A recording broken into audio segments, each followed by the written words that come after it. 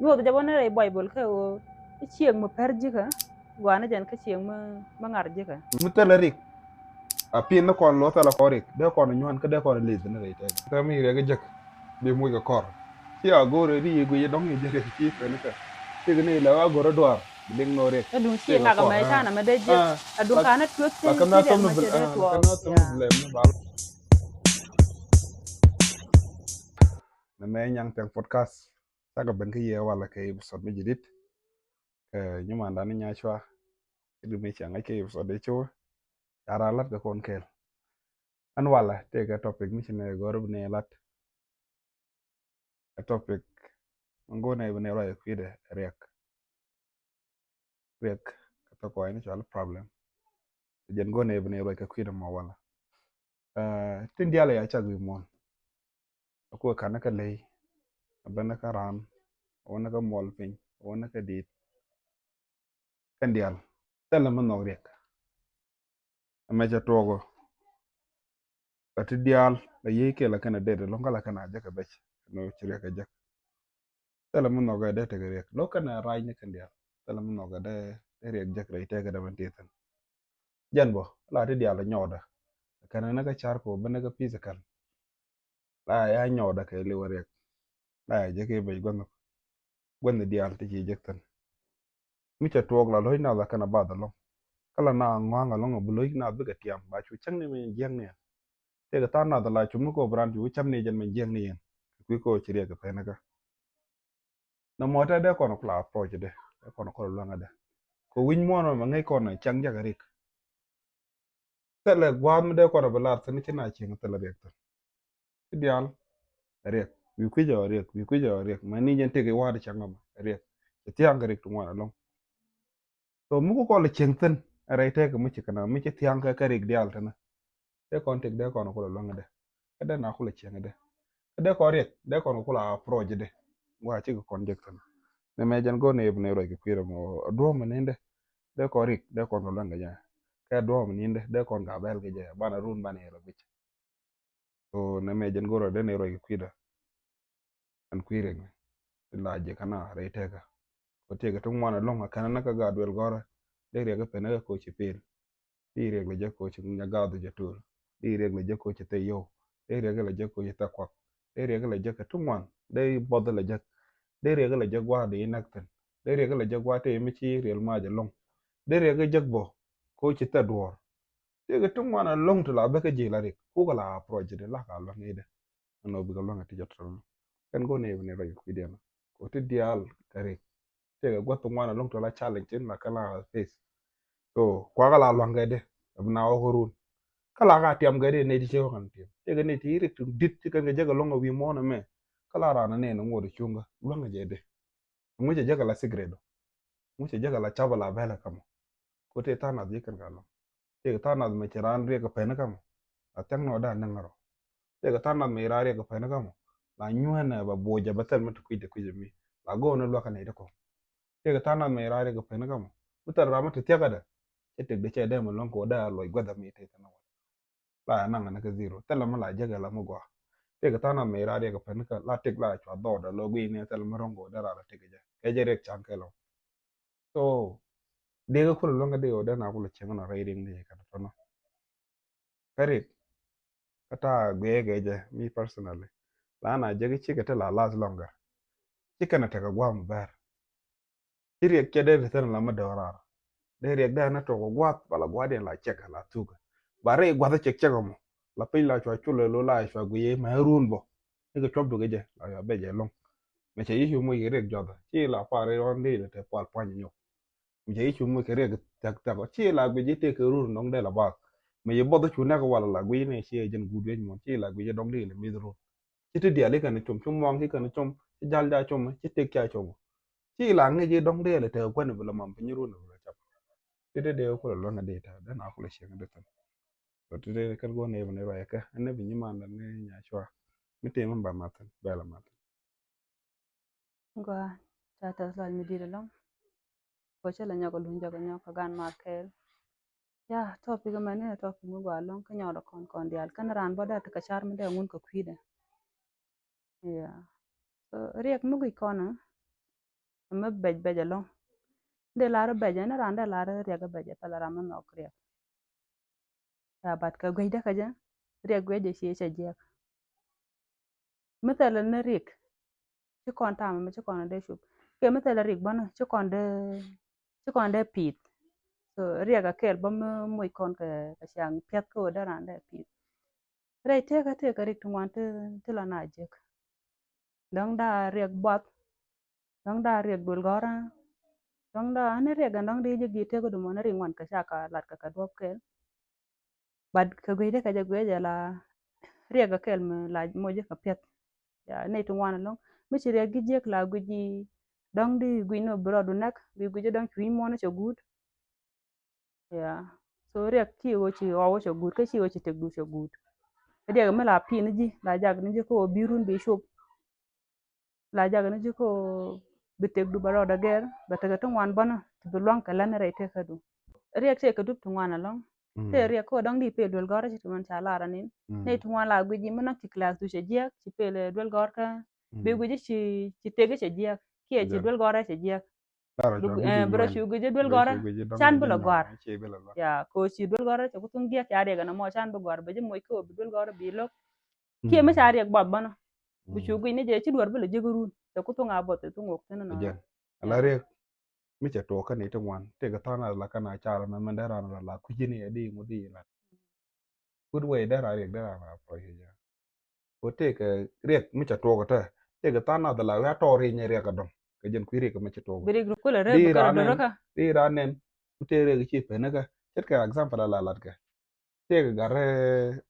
te ga riek chi pe na ka me riek pe na ka mo cha rom kana loñ ko lo ba ro da ko loñ lo go ro da solution do riek ma no go te chu nga wi ja te o jeng tolo ya la pa jo te ne ne si lo go ro da garama da o cham te ne chi na go ro cham ka bara no ka riek ka ko ba ja ro go da ti am riek riek don to yen ti am pe riek dong pin wi nga da ma jen ko lo da luñ pin re yer te nyang te kan tan lo go nyang no de gaw ne mi jen wi ka yer ka lu nya pin na gwa ka tolo gwa ka tolo na mana ku ko da a jen bar ro da ka riek riek chu nya go go ro jing we le riek nga don da yen raya proje da riek da na proje ja chi o di barro ka chi o di chu go ro di char ku di ke nyo riek en nyam che pe na go ro pel pin ke nyam ko ran mi ro do pal pin ja la ti ko bi solution na gwa bi no bi chara gwa bi ko no mi je ga pe na ga mi che ba tal ma la lo nga ro do gwe ja la kwa lar ke ran mi re ga pe na ga chamam ta ma la go no de lo ne ni do ko mi ran mam lo cha chu ge cha ba da lo chi la long la cha la lo aja la tne la ko go no bnaro ba lo dien nak ne ne bo do ko la tne la ko go bnaro no dien ba nak ante ba te lo ga ne kel ne mu do di ko de long ka nyide a chang mo long goro long ni ji ma tak tak mo ko rode ko cha i jogo chan de gor ke cha dol ti nyam do dien che gor ba chu go te ro nye ba tanga bro dien mm kan te ro buin gwa ma ne te na ko yor na ro de pinga tarai ne bo buin te mm tena na mana ka ma tak tak mo dong jog rana ji ana kap chuong ke ken ke ro de lin so ja na mana rieng mo to la jag rana ko ba ma di ma ken ta di but ke ma ken ije jen na men ni jen kula gwa ko bra ri bra na kon guja gwa te ga ni te la ri ga wike dup to gol tanke la karik la kana guja lo je ga lo batana ba kana guja gwa ko de chara ka ko mi nyudi wo be jalo bere ko jinen mi jale chak jale jen men mi che ko ga la o go jin yam lo woni jin ka wa di je ga be ja pan bat la we ga mare bana jal te ne la guja gwa te ga tana ba la karik kana guja la mi ci dem tuk ka tana da la kana guja bu gwa da ba to kana guja de lo ga wajbo la ya gwa da la chega ni riek aja nong na wo bata ne ka shuor bo ne te tul dwel ka ne te nang na ajar ya ko ma ke ne gujer ya ba tu di de be nan ko bu mi jiak bi gore bi lat bien ya bu dup ti jiak bu katana shukru da la karek la kana gwe la mata ni enten la permanent te dai mi mi ci bu bien tara tok bo wan ya kala tana da la kana gwe mi lim ni enten ne mena na run bai baba da ko la tana la karek la kana moy ka kor da mi re ga jek bi moy ka kor ci a gore ri gwe dong ni jere ci pe ka te ne la wa gore doar biling no rek na dung shi te ka nga ga kor mai sha na ma de jiek ah a dung la kana tuot la ci kana riek tom no ma ce de la tuot kana tom no ya blem ne ba la re ga ma te ka kor be ga kwinga katana la kana gwe ni la ngi te mi ci wone kare te ga mi goro ya ngi jaga ko be kan te be kan ngai te ga tana da kana gwe la mi ji ga long lo ci ma gwa re te ga den ga tana da gwe ni la ma gwa lo ba te den be ger ga ja te ga tana la jaga na ga nyun mi ci da rek twan ti ga ja ga tana da la jaga na ga ko bu ko bo ma te ko ra na chomro da ria ga mala jang na ran ka ka pum ta na mala la mo kana ina gwe je ka la mi bom je ga mi la rana mi de lo baka la nyi ko dia la ka mi de ta la mala gwe je la do mu gwa mu de woni am ga ka ta na la kana gwe je lo baka le ba ne je wor nyin de kan ne chup le ba ne je opportunity ne ko bu ka kula explore de den ka kan ne la rek la kana gwe ke do to go mi ti ka kwi ne la rek gwe la mi je ta na a nyo ne je mi ti ka ne kwi ne la rek gwe la mu gwa bo a bum ne kala ya ja ko bo gwa te ga ma wi mon mu dum shi o chan rek re ring na she kon ne ne china te de chum shop ya china de shop anyok ya man gwa ka rek cer ga ta kwai ne na ko ba true identity dan be kana kula kamra kwai ke ne nywan jor kwai ke ne ta lo de jor kwai ke ne cho jor kwai ke ne ngu jor ti dial de la re ko kula kwai rar point mi ti kana kula ko era run point bo ko lo jo gwa be true identity do bo ko lo jo ko point la kwai ke ne mi ta la rik a pin na kon lo ta la ko rik de kon nywan ke de kon le de ne re te ga ta la mo de kon lo ngala yeah ti dial ja kon so go bana wuru ne ta bana ria ngod la la mo la ne ki je ka ko ka bom rik kon ta ya mete ria mu ci je la ja je ko ke do ba ci te kariya ga bi par bu mo do den bi du lo mi to dong bi la so on na mo ni run ba ju mo ka yes bom di ke beteng mi ni bi lo je re de bitege bi je new ger bile jag ya yes amma lari ni dukku bay nyodo le la ba do wena ba me le la be ona shung ba le je la la ba ya ren do ba iya do den mana iya so ria so ki mi je kre ka mm tu na pi go kan jen so man ku ne la la ta o wi mo na me en tek de rela de ka ti tala ma dong ma di uje ku mi tek mi ti tek rela ka akarik ti chen gon ta akan ja kon ko banana ka kam ja kon ko ban tek dana me ko no chup metal na ke ci kon de prosper ka ci kon de te ka tek mo go ci na de lo ngala daga ba metal na de du mu cha ngi to bot na ta ci na da fu kina de let kam ka na fur de de na bo nyon na nak ah kam cha ngi bo to bo te ka bo da la na kina de ha me kam cha ngi bo te bo da la na kina de la garbo mi cha ngi te bo da la na kina de la let ke nya ga di al ta na ga tin ni na ko de ba tek ba ko ba la ka na kula wo woni am cha ka kwen sen ko bi ken tek bi ken kula ja ko ba ko la progress na ko la chenga ja dai te ga no so mi ci rek ran ja ran ci ag ci ga gude mo ran ag ci ga min ni ko birun no be da lo den bi je ka gurun bitek te ni ami be lo te la rik la rana dil pin la kana ngi ni la kana long ni la kana long ni ban man je ga long mi ci rek mi ci ka pro ka lo nywana jala tek do la beje te la ma la long chiro ka de le lon baro ka ma bro do ger ya chiro de ger ma kin ria kin kon guje go rama gwe la so de nywana woni ta jin ko wore ri ka nyok woni bi yen ga dien ka wore ria ri bi ga wo man ka da ria ga ma nyok ko mi ci a pro jala nyon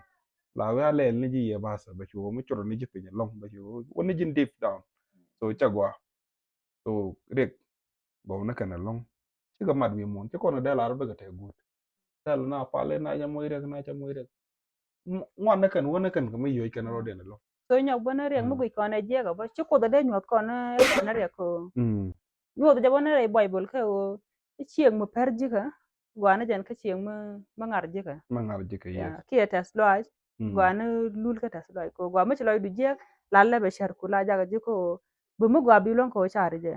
mita loy du yeah ne siang ki dwar longa ka char me odi ro longa di de bona che de men mere ngi tu che de nyura bro ti so mm riang ma che ben ma chu wiya loy de shar nyok la char yo okay riang ma be ka dwa mena ka baro da longa je ji di nyok so riang ma la na ka na du me ko jala mo kon ko la mo opportunity te ni en jala na gwe ge ta kon ga pit ka africa ta mala kon ga pit da link ka pel ge ku ko pit ko re situation ya kon chu nge ge take in a different way mala kon chu nge ge de take de re de ba ne ti ko je kan ngor kan ne chang je ga kwanda je ga bi de je ga nguda te le la cha re te ga do mo do da te da la ger ge gol ka ko ran mu charo je ga comfort zone na te la gu je da te ga do da la gor gwa mi gol ka charo chu kla ka den to je ga jen pek te ka na mo but kon ga de pi situation na go long bi nge te ni chang ko goro bu gwa da kan ni chobo bi ko le to da kan ni chang bro kul riet pinyi long dwel goro bro riet pinyi long nya gat bro riet pinyi long ka tege tito enne ma long ranum la chwa goro bele long ko ngi je tali we do bidil meng ne ye tege ma bidil meng ne be mugwa bidil la pidu so na me nya la gwa ka ne te pit je la kula gwa mu gwi gat pit re chu ka kana gat pit re renga la pe la gat pit re chu ka lo so ma ku ne la la ye la ne ne yo ri ka te baj baj ri kan ri ya kan pan ka dup la kana to ka la ko ri tu la kon ka jig la kon ba ri ga ma la jang na ka ba ma la loy na de je ka je ma je ni siang gi te ka du no ma che to be goro bu bom bi ngaje ba su ka bi ngaje goro no be kulo bumbu won yam re te ka riek ni chiang mu che to ke goro bran ba ba ti kan te te du pin re to ka dong ga dwel gor ma chu dwel gor ma dong ke riek che ling goro da lo de da ja bu me a chang mi chi la to ka family jo da gwa mi ka cha nong sok to be ngai ni je riek la to ka che bana la riek liet che bana la riek do de na chi bana na goro bu lo do ka be pin bi ngaje riek ma la to riek pan bu me ka be je bala te ke time ko ba to be goro bi ku bu ka pal pin bi ngaje riek mo be ji bum be je nang niam ka be tu bon sori ka te be be ba tan ja ngaje wo bu ko ri bu kon ka tu ko kon ka be kan ko no bana bom jan do ba la ne ga je riek che je ko be ji nong bom ka be ji ja ko be ji na ra me bon nyam ke jan do ba nan de ne la je